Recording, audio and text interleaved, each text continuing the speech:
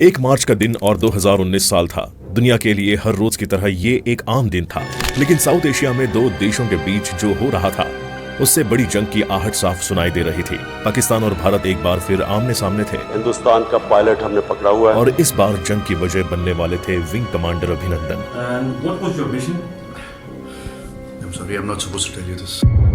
भारत का इरादा साफ था कि वो अपने कमांडर को भारत लाने के लिए कुछ भी करेगा, मगर इस पर पाकिस्तान क्या करने वाला था, ये एक बड़ा सवाल था। उधर भारत पाक के अटारी वाघा बॉर्डर पर भी रोजाना होने वाली बेटिंग रीट परेड को भी रद्द कर दिया गया था। सोच लिया गया था कि अगर अभिनंदन वापस नहीं आए तो फिर एक बड़ा फैसला लिया जाएगा, लेकिन रात 8:45 पर पाकिस्तान की तरफ विंग कमांडर अभिनंदन वर्धमान की पहली झलक दिखाई दी। रात 9:21 पर अभिनंदन ने भारत में कदम रखा।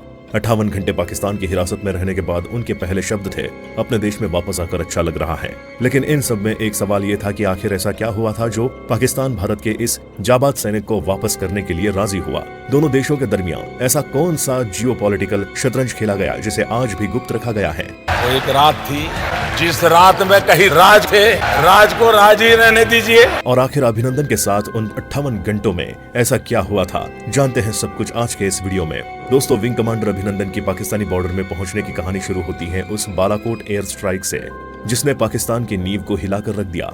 उन्होंने सपने में भी नहीं सोचा था कि जब वो चैन की नींद सो रहे होंगे तब भारत उनके पैरों से जमीन खींच लेगा। और ऐसा भारत क्यों कर रहा था, इसका जवाब था पुलवामा आक्रमण।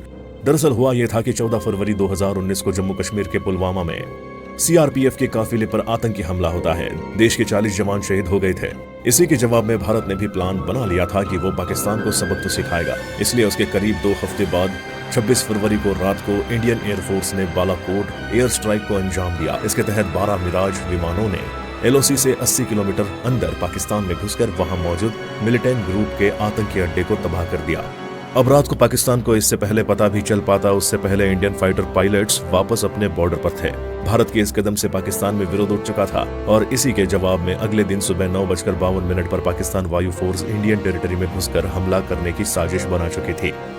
उधर इंडियन वायु फोर्स ने भी ट्रैक कर लिया था कि पाकिस्तान से 10 F-16 फाइटर जेट्स ने उड़ान भरी है। इसलिए पाकिस्तान के ये विमान जब भारत की सीमा में घुसे तो तुरंत जमीन से उन्हें हमला मिला, जिसके चलते 9 पाकिस्तान विमानों को तो जल्द ही सीमा में लौटना पड़ा। इसी बीच एक पाकिस्तानी F-16 ने भारत सेना के तेल भंडारण को भी उड़ाने की कोशिश की।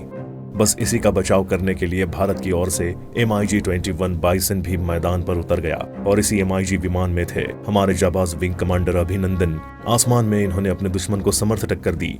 इसी के तहत F-16 और MiG-21 में ऐसी खतरनाक डॉग लड़ाई हुई कि इस लड़ाई में F-16 के परखचे हो गए। हालांकि बाद में MiG-21 भी क्रैश हो गया, लेकिन अच्छी बात यह थी कि सही समय पर अभिनंदन ने खुद को एजेक्ट कर लिया और पैराशूट से नीचे आ गए। वो बच तो गए, लेकिन अफसोस इस बात का था कि वो भारत की बाउंड्री में उतरने के बजाय पाकिस्तान की सीमा में गिर गए थे।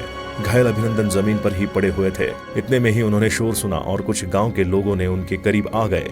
यहाँ उन्होंने लोगों से ये पूछा कि ये भारत है या पाकिस्तान। गांव के लोगों ने कहा भारत है। अभिनंदन ने सच्चाई जानने के लिए कहा भारत माता की जय, जय हिंद, लेकिन गांव के लोगों ने कोई जवाब नहीं दिया। फिर अभिनंदन ने पूछा ये भारत का कौन सा इलाका है। तब एक ग्रामीण ने कहा ये गांव भारत सीमा से 7 किलोमीटर दूर है।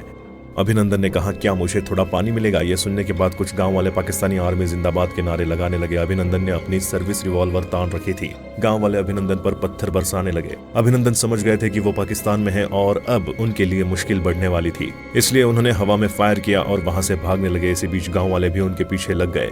अब ले देकर आधा किलोमीटर भागने के बाद अभिनंदन एक तालाब किनारे पहुंचे। उनके पास कुछ सीक्रेट दस्तावेज थे जिन्हें उन्होंने पानी में बहाकर खराब कर दिया।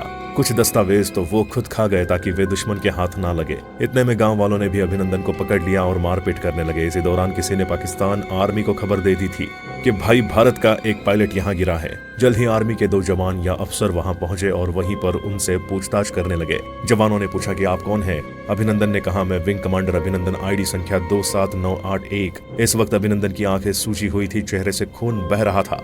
तो दूसरी तरफ पाकिस्तान में अभिनंदन से पूछताछ हो रही थी। पाक आर्मी प्रमुख उनसे जानना चाह रहे थे कि वो कौन है, उनका मकसद क्या था और कौन सा विमान उड़ा रहे थे। यहाँ अभिनंदन भी जानते थे कि वो ये जानकारी पाकिस्तानी आर्मी को नहीं दे सकते थे, इसलिए उन्होंने किसी भी तरह की प्राइवेट जानकारी शेयर करने से मना कर दिया था। इसी दौरान हुरान गांव के किसी ग्रामीण ने सोशल मीडिया पर अभिनंदन का पकड़े जाने का वीडियो डाल दिया।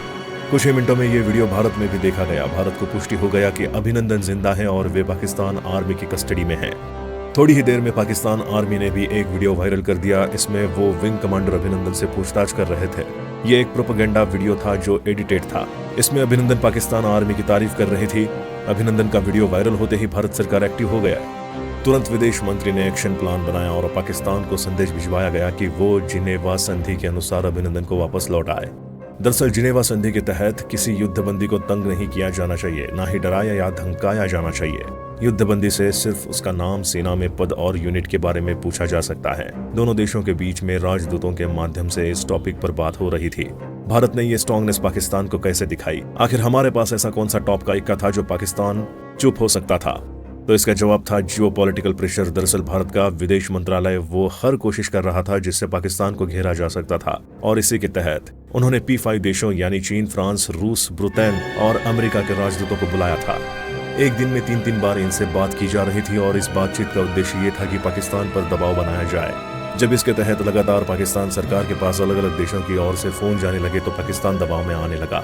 इधर भारत में अमेरिका के राजदूत केंस्टर और ब्रिटेन के राजदूत डोमिनिक एक्सवीथ में पाकिस्तान में वहां के अमेरिका और ब्रिटेन के राजदूतों को बताया कि वो पाकिस्तान की वार्ताकारों को कि वो भारत झुकाने के मूड में नहीं है। यदि उसे और गुस्सा दिलाया गया तो बात युद्ध तक पहुंच सकती है। इस पर चीन ने भी मीडिएटर बनने की कोशिश की। उनसे कहा कि वो भारत और पाकिस्तान में अपना रिप्रेजेंटेटिव भेजकर मामले को सुलझा सकता है। भारत ने इससे इनकार करते हुए कहा कि वो इससे डील करने में सक्षम है। अब जब ये सब चल रहा था तब 27 फरवरी को इस्लामाबाद में अमेरिकी एम्बेसी में US, UK और फ्रांस के राजदूतों की मीटिंग बुलाई गई, जिसमें पाकिस्तान के फॉरेन सेक्रेटरी तहमीरा जंजुआ भी थी। सभी राजदूत जंजुआ को ही समझ रहे थे कि हालात ठीक नहीं है। अभिनंदन को ना सौंपने पर क्या अंजाम होगा, इस संभावना पर चर्चा हो रही थी। अचानक 5:45 पर जंजुआ के पास एक नोट आया। इसे पढ़ने के बाद उन्होंने बोलना बंद कर दिया। उन्होंने बताया कि पाक आर्मी ने नोट भेजा है कि भारत ने पाकिस्तान की तरफ 9 मिसाइलें तैनात कर दी हैं। वो कभी भी हमला कर सकते हैं। इसके साथ ही इंडियन एयरफोर्स भी युद्ध के लिए तैयार है। वो अपने पायलट को ना छोड़े जाने पर तबाही मचा सकते हैं। पाक विदेश सचिव ने US, UK और फ्रांस के राजदूतों से कहा कि प्लीज ये बात आप अपने राष्ट्रीय अध्यक्षों को बताएं ताकि भारत पर दबाव बनाया जा सके। उस रात P5 देशों की राजधानियों में रात भर कार्यालय खुले रहे। कोई भी इस तनाव से नींद नहीं ले पाया कि कहीं भारत युद्ध न छेड़ दे।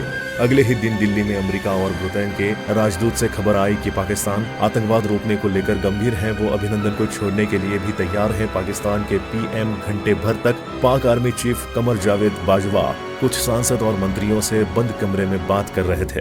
इस मीटिंग में इमरान खान को भी बुलाया गया था, लेकिन बहुत पाकिस्तान के विदेश मंत्री बाजवा और इमरान के बीच चल रहे मनमुटाव के चलते वो बैठक में नहीं आए थे। इस बैठक में विदेश मंत्री कुरैशी ने बाजवा से रिक्वेस्ट की कि खुदा के लिए आप उस पायलट को सलामत जाने दें, नहीं तो पूरी दुनिया ने लाइव देखा था और उसके बाद तो मानो भारत में खुशी की लहर ही दौड़ गई थी। हर कोई इसे भारत की एक बड़ी जीत की तरह देखने लगा, और देखा जाए तो ये भारत की बड़ी जीत की तरह भारत की जीत ही थी, क्योंकि पहली बार पाकिस्तान इस तरह भारत के आगे झुक रहा था। इसलिए भारत की ओर से प्रस्ताव रखा गया कि अभिनंदन को लेने के लिए एक विमान इस्लामाबाद जाएगा, मगर पाकिस्तान सरकार ने इसे खारिज कर दिया। इसके बाद पाकिस्तान ने तय किया कि वो दोपहर 2 से 5 बजे वो वाघा बॉर्डर से अभिनंदन को सौंपेगा। इसके बाद भारत ने पाकिस्तान में एक टीम को एक्टिव किया जो अभिनंदन को पाकिस्तान से लेकर आएगी। फाइनली तय किया गया कि air attache group captain Joy Kurian Wagah जाएंगे। जॉन कुरियन 3 साल से पाकिस्तान में भारत की एम्बेसी में ही तैनात थे। उनकी स्वदेश वापसी होनी ही थी। उधर अभिनंदन को इस्लामाबाद से लाहौर लाया गया।